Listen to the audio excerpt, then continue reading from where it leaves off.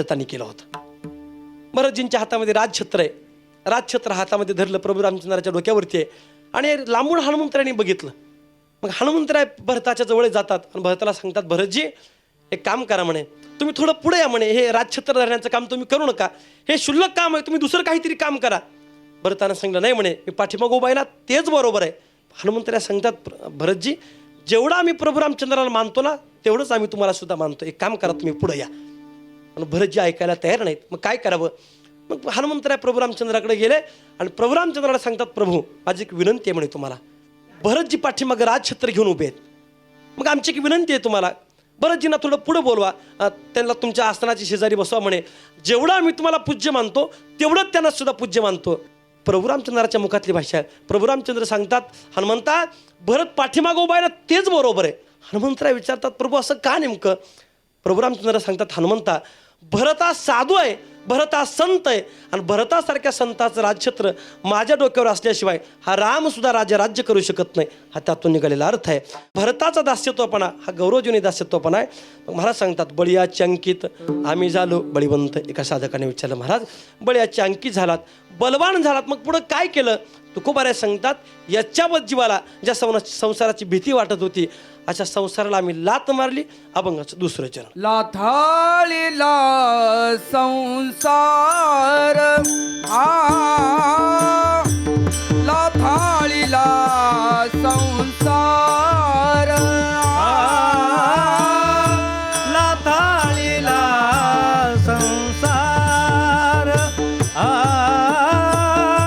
लाथाळीला संसार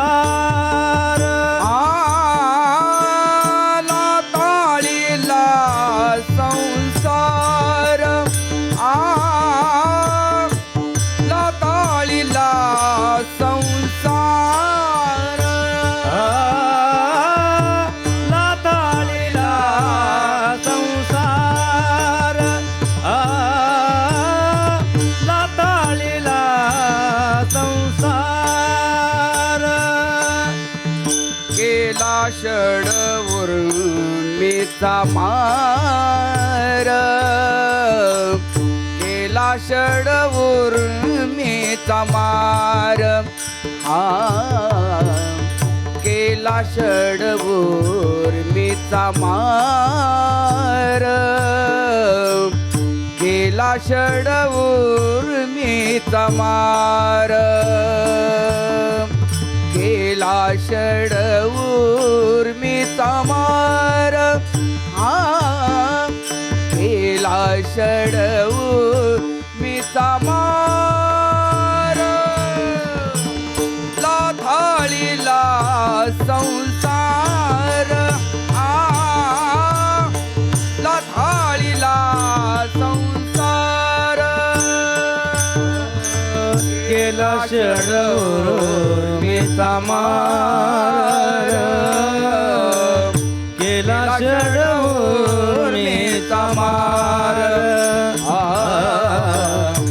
केला षडवर मीचा मार केला षडवर मीचा मार केला षडवर मीचा मार केला षडवर मीचा मार लाथाळीला संसार लाथाळीला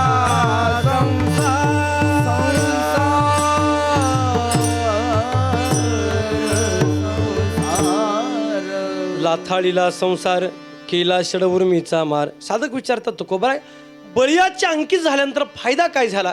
तुकोबाराय सांगतात, याच्यावर जीवाला ज्या संसारापासून भीती वाटत होती अशा संसाराला आम्ही लात मारली. लाथाळीला संसार लात मारली असं म्हणतात. त्या संसार शब्दाचा अर्थ नेमका काय? संसार शब्दाचा विचार करत असताना आपल्याला 2-3 पद्धतीने आपल्याला संसार शब्दाचा विचार करता येऊ शकतो. एक पहिला विचार आपल्यासमोर असा म्हणतो की पुन्हा पुन्हा जन्मन आणि पुन्हा पुन्हा मरण याला संसार असं म्हटलं जातं. उपजेने आणि निमने हे सासची जे मानने, पुन्हा पुन्हा जन्मनं पुन्हा पुन्हा मरण याला संसार असं म्हटलं जातं. आपण किती वेळा जन्माला आलो माहीत नाही, पण ज्या ज्या वेळेस जन्माला आलो ना त्या त्यावेळेस फजिती मात्र ठरलेली आहे. किती वेळा जन्मा यावे नित्य व्हावे फजित.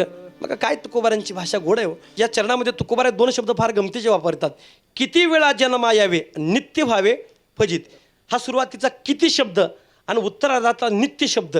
किती आणि नित्य या 2 शब्दाचा विचार करत असताना बघा तुम्ही, किती हा शब्द संशयात्मक आहे आणि नित्य हा शब्द निश्चयात्मक आहे.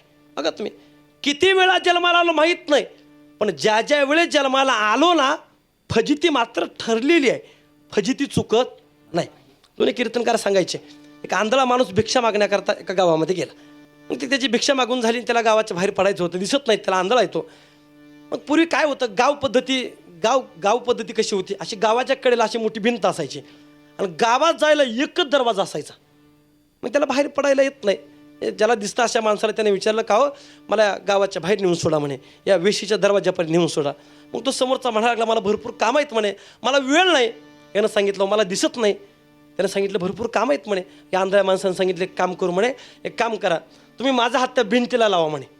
मग मी काय करतो, स्पर्श करत जातो आणि वेशीचा दरवाजा आला की माझ्या लक्षामध्ये येईल की मग आपोआप दरवाजातून बाहेर पडतो. यानं काय झालं, माझंही काम झालं, तुमचा सुद्धा वेळ वाचला. मग त्या आंधळ्या माणसाचा हात भिंतीला लावला. तो आंधळा माणूस स्पर्श करत निघाला आणि नेमकं वेशीचा दरवाजा आला की याच्या डोक्यामध्ये खाजवायला लागलं. भिंतीचा हात काला आणि डोक्यात खाजवायला लागला. पुढं चलता दरवाजा पाठीमागं पडला, पुन्हा हात भिंतीला. असं करता करता नेमकं दरवाजा आला की याच्या डोक्यामध्ये खाजवायचं.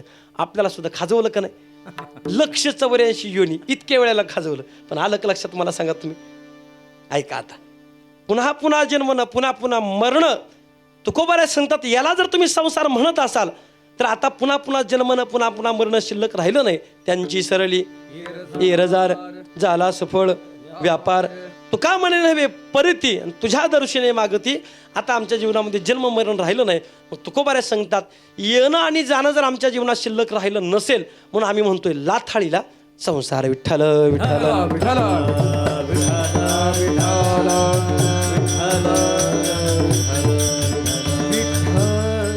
या संसार शब्दाचा विचार करत असताना आणखीन आपल्याला विचार करता येईल. तुकोबारा सांगतात, या देहाला संसार म्हटलं जातं, देहाला संसार म्हटलं जातं. तुकोबारांची गोड भाषा आहे.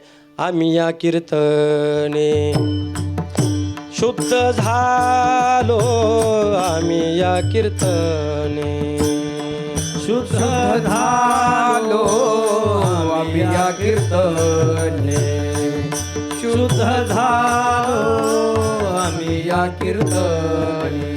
संसाराचे अंगी अवघीच व्यसने, आम्ही या कीर्तने शुद्ध झालो, आम्ही या कीर्तने.